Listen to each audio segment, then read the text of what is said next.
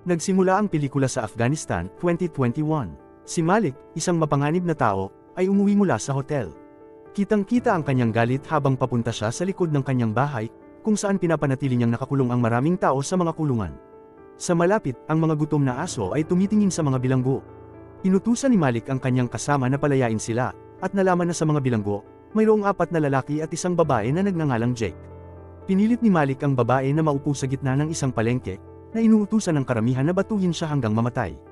Ang mga tao ay sinimulan siyang batuhin ng walang pag-aalinlangan, nang biglang bumaba ang mga helicopter mula sa langit at nagsimulang magpaputok ang mga sundalo sa loob na nagdulot ng takot sa mga tao. Ang mga sundalo ay naroon upang iligtas ang babae, na ipinahayag na kanilang kaibigan. Mabilis nila siyang binuhat sa helicopter. Pinasabog ni Malik ang isa sa mga helicopter, si Jake at iba pang mga sundalo ay sakay ng isa pang helicopter ay nagsimulang lumipad palayo upang makatakas. Hinimok ni Jake ang piloto na huminto, dahil gusto nitong bumalik para sa kanyang mga kasamang nahulog, ngunit tumanggi ang piloto. Mula sa itaas, nakita ni Jake ang kanyang mga kasama na pinatay at nagsisigawan sa takot. Lumipat ang eksena sa paaralan ng mga babae, kung saan ang mga estudyante ay nag-e-enjoy sa break time, nagtatawanan at nagbibiruan.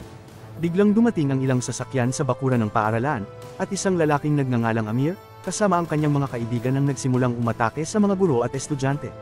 Pinipilit niya silang pumasok sa mga kotse, ang ilang mga batang babae ay tumakbo sa bubong upang makatakas. Si Amir ay agresibong humiling na malaman ang kinaroroonan ng anak na babae ni Berhoni, ngunit sinalubong ito ng katahimikan. Ipinaalam sa kanya ng isang guro na wala ang babae, dahilan para barilin siya ni Amir. Ipinagpatuloy ni Amir ang paghahanap sa babae at sa huli ay nahanap niya ito. Inutusan niya ang kanyang mga tauhan na itapon ang iba pang mga babae sa bubong. Pagkatapos ay nag-record si Amir ng isang video, na ipinagmamalaki na nakuha niya ang babae. Ikinulong niya ang mga babae sa isang silid, kung saan isiniwalat ng isa sa kanila na sinusubukan nilang hulihin ang babaeng ito dahil nagdulot ito ng kaguluhan sa kanilang kapitan ng hukbo, na humantong sa interbensyon ng hukbo. Samantala, si Jake na nagpapagaling mula sa mga traumatikong kaganapan, ay dumalo sa isang pagpupulong kasama ang mga opisyal ng militar. Ngunit ibinasura nila ang kanyang mga alalahanin, na nagsasabing tatalakayin nila ang mga bagay pagkatapos ng paparating na mga pista opisyal. Frustrated at walang lakas na pumunta si Jake sa isang boxing gym para magpahangin. Pagkatapos ng kanyang klase sa matematika, nakilala niya ang isang lalaking nagngangalang Travis, na tumulong sa kanya sa pamamagitan ng pagpapakita ng mga larawan ng mga babae at ni Amir. Inayos ni Travis ang pasaporte para kay Jake para makabiyahe siya sa lugar kung saan hawak ni Amir ang mga babae. Sa paliparan, isang lalaki ang nakipagkita sa kanya at sinubukan na maging sobrang palakaibigan, kaya hindi siya komportable. Pagkatapos ay hinatid siya sa isang hotel, na nagtatakda sa kung ano ang susunod sa kanyang misyon. Pinangunahan ng isang babae, pumasok si Jake sa isang silid kung saan naghihintay na ang iba pang mga babae. Mayroon ding isang lalaki na nagngangalang Dr. Mike sa silid. Nagpakilala ang lahat kay Jake, at pagkatapos ay nagsimula siyang mag-focus sa kanyang misyon. Nagsimula siyang makipag-ugnayan sa mga taong kailangan niya upang sumulong. Maya-maya, pinuntahan ni Jake si Travis. Habang nag-uusap sila, may isang babae ang lumapit sa kanila at agad na hiniling kay Jake na ibalik ang kanyang anak mula sa mga terorista. Nangako siya na gagantimpalaan ng husto si Jake para sa kanyang tulong, na nag-aalok ng malaking halaga ng pera. Determinado na ipagpatuloy ang kanyang misyon, nagsimula si Jake at ang kanyang koponan sa kanilang paglalakbay. Kailangan nilang tumawid sa hangganan, ngunit pagdating nila, nalaman nilang sarado ito. Kinailangan nilang maghintay para muling magbukas ang hangganan. Mayroon silang truck na puno ng mga medikal na supply, at binalak nilang gamitin iyon bilang dahilan para tumawid. Gayunpaman, nang makarating sila sa hangganan, masusing sinuri ng hukbo ang kanilang truck. Samantala, tumawag si Malik ng isang babae at nakipag-deal. Sinabi niya sa kanya na kung gagawin niya ang isang bagay para sa kanya, makakamit niya ang kanyang kalayaan. Ibinigay niya sa kanya ang isang sulat at inutusan siyang ihatid ito sa himpilan ng pulisya. Pumayag ang babae na gusto ang kanyang kalayaan, at kinuha niya ang sulat upang gawin ang hiniling ni Malik. Pagpasok pa lang ng dalaga sa police station ay mabilis na tumakbo palabas ng sasakyan ng isang lalaki. Makalipas ang ilang segundo, nagkaroon ng malaking pagsabog. Pumutok ang bomba sa loob ng sasakyan at lahat ng nasa labas ay tumakbo para magtago dahil nagulat sa pagsabog. Ang babae na naghatid ng liham ay mabilis na sinabi sa kanya na si Jake at ang kanyang koponan ay nagawang tumawid sa hangganan at nakarating sa isang hotel. Nagbalat kayo si Jake sa pamamagitan ng pagsusuot ng burqa at pinuntahan ng isang babae na nakatira sa lugar. Magkakilala ang dalawang babae. Tinanong siya ni Jake kung alam niya kung saan nagtatago si Malik, umaasang makakahanap ng anumang kapaki-pakinabang na impormasyon. Habang si Jake at ang kanyang team ay gumagawa ng kanilang mga gawain, si Travis at ang mga babae ay nagpunta sa isang lokasyon na sa tingin nila ay mahalaga. Gayunpaman, pagdating nila, nalaman nilang wasak na ang lugar, na ikinagalit ni Travis. Samantala, isinakay ng kasosyo ng may-ari ng nawasak na lugar ang isa sa mga batang babae sa isang kotse at dinala siya sa istasyon ng pulisya.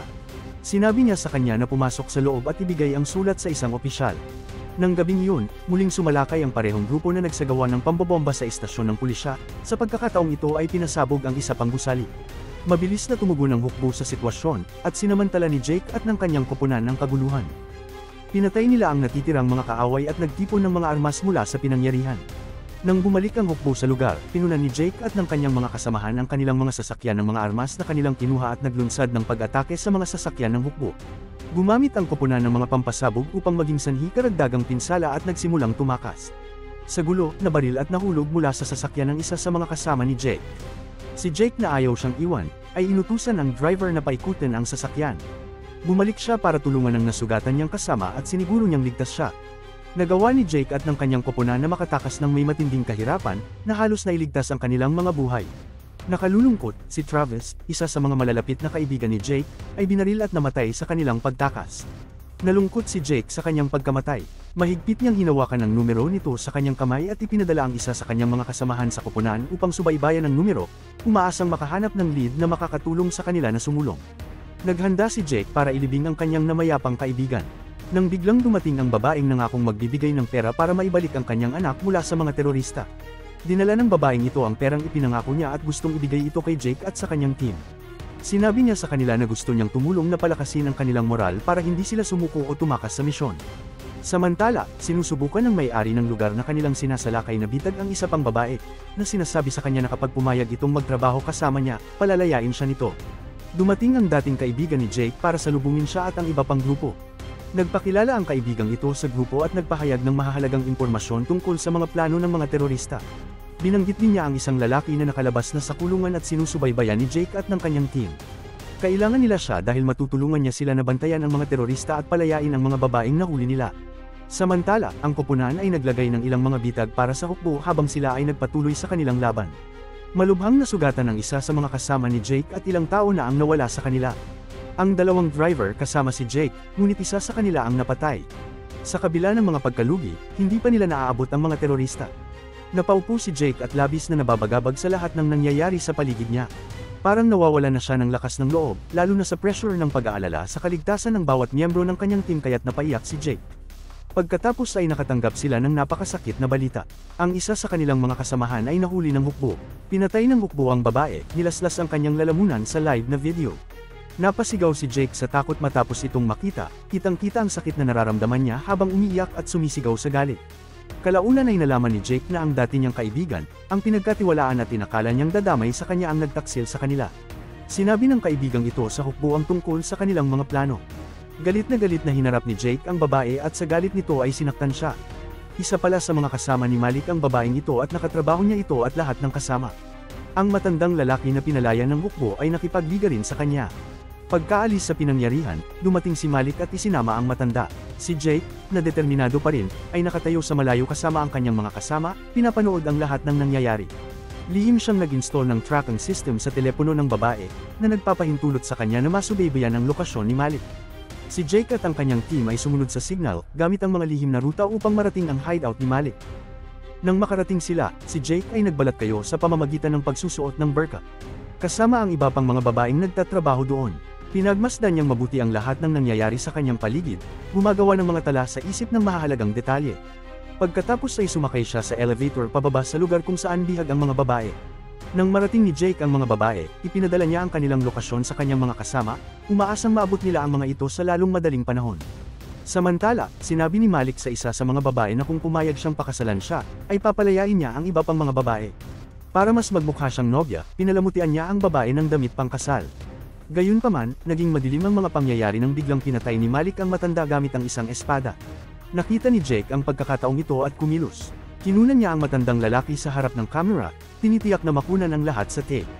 Habang nangyayari ito, nakarating din ang kanyang mga kasama sa hideout at nagtanim ng mga bomba sa iba't ibang lugar upang makatulong na guluhin ang operasyon ni Malik. Lumaki ang hinala sa grupo ni Malik, at sinimulan nilang patayuin sa harap nila ang mga babaeng nakasuot ng burqa. Hiniling nila na tanggalin ng mga babae ang kanilang mga saplot para patunayan na hindi sila mga espiya. Nang ang isang babae ay hindi nagtanggal ng kanyang saplot, isang lalaki ang naghubad nito para sa kanya. Sa sandaling maalis ang Delo, pinindot ng babae ang isang button na nakatago sa kanyang kamay, na nagdulot ng mga pagsabog sa buong hideout. Sinimulan ng pangkat ni Jake na palayain ang mga babae, tinulungan silang makatakas habang dinadala sila sa kaligtasan. Sa wakas ay nakaharap ni Jake si Malik at nagkaroon ng matinding labanan sa pagitan nila. Matapos ang isang malupit na labanan, nagawang patayin ni Jake si Malik.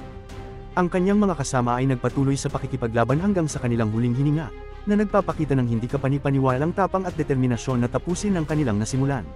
Nang matapos ang labanan, pinasa ni Jake sa hukbo ang mga nasa jeep na babae at ang kanyang mga kasamang nakaligtas.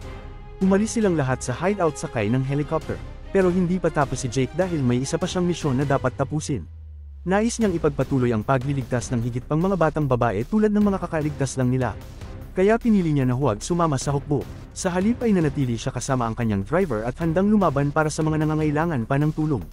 Marami pong salamat sa inyong panunood at hanggang sa muli.